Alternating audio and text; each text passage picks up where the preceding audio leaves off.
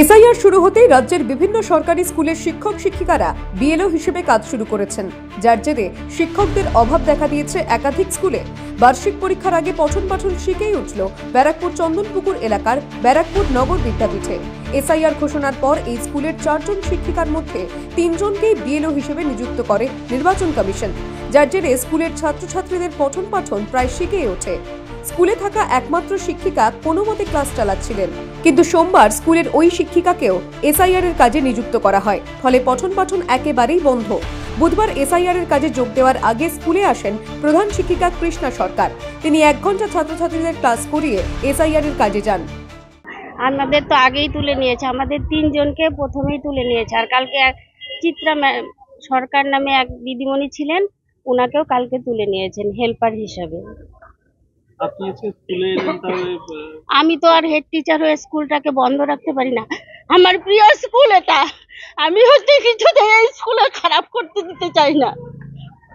আমার যতদূর সম্ভব আমি চেষ্টা করব স্কুলকে ভালো করার জন্য।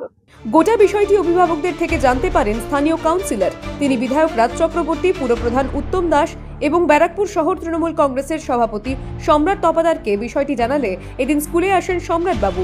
এরপর স্থানীয় তৃণমূল নেতৃত্ব ব্যারাকপুরের মহকুমা শাসককে বিষয়টি জানালে তিনি খতিয়ে দেখার আশ্বাস দেন। স্কুলটা চলছে, অনেক কষ্টে স্কুলটাকে রাখা হয়েছে, কারণ স্টুডেন্ট দিন দিন কমে যায়।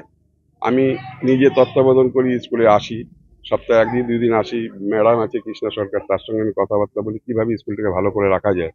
এবং স্কুলটার জন্য আমাদের এমএলএ থেকে বাউন্ডারি ফান্ডের ব্যবস্থা করেছি, অত আশা করছি জানুয়ারি ফেব্রুয়ারির মধ্যে হয়ে যাবে।